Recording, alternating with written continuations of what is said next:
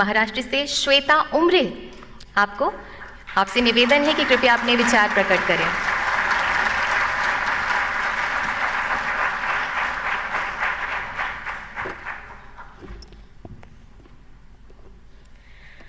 मैं उस देश की नागरिक हूँ जहाँ छत्रपति शिवाजी महाराज और सम्राट अशोक जैसा राजा था। मैं उस देश की नागरिक हूँ जहाँ हर 50 मील पर रूप, पहनावा, मजहब बदल जाता था। मैं उस देश की नागरिक हूँ जहाँ डाल डाल पर सोने की चिड़िया को पाया जाता था।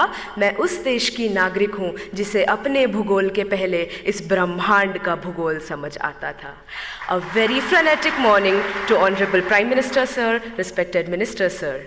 This is Shweta Umre from Government Institute of Forensic Sciences, Rashtra Sant Tukadoji Maharaj University, Nagpur, Maharashtra. Today, I will be speaking on the topic connecting India economically, culturally, and geographically. Now, when I look at this topic, I can see two aspects. The first aspect is how do we connect India to itself. The second aspect is how do we connect India to other countries globally. So when I talk about the first aspect, I dearly feel that India is already a connected nation. Now how? NASA has reportedly stated that the sound of the rotation of Earth is Om. And we have been worshipping Om, we have been worshipping landscapes, rivers, lakes since ages now, which states that our culture is born out of the geography of our country. Moving ahead to how culture is connected to the economy. When I talk on this, how can I not talk about the heritage tourism that we have, about Char Dham, about Golden Temple, about Haji Ali Dargah, about the beautiful churches of Goa. This heritage tourism generates revenue for our nation, and this revenue helps us build a better, a stronger economy. And that we have a stronger economy now, it is possible for us to reach to the portions of the country that are in the most remote areas. And this would lead to not only literate individuals, but educated individuals. And educated individuals of this nation would arise and develop a better and stronger culture, would arise and take care of the geography of their nation. And when this would happen, our India would arise.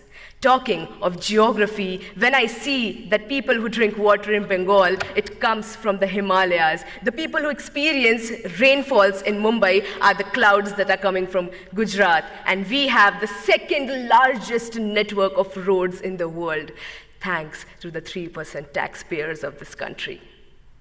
Ahead, I would like to state how India is getting connected to other countries globally. India has always been rich in cultivable land, rich in heritage, and rich is amongst all of you beautiful youth people of this country. This is the reason why countries like superpowers want to come to us and invest on our land. This does not only bring pride and respect to my country, it also generates a very strong economical relationship with countries that are more developed than ours.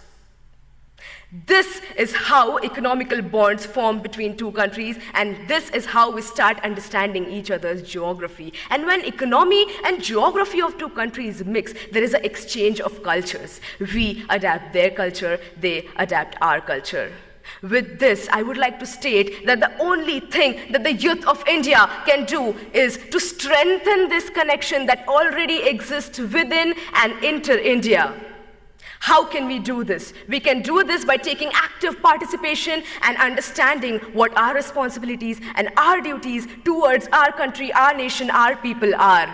And the day we realize our responsibilities, the day we start working hard, the face of this nation will change. And let's do this. Let's hold our hands, work even harder, and let's do what India was born to do, to build love, to build respect, and to generate peace. I would like to end my say with the quote.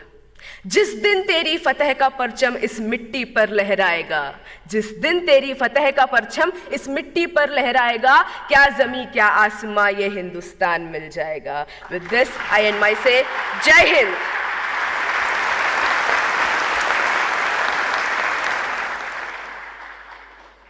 Thank you, Shweta. Anjan.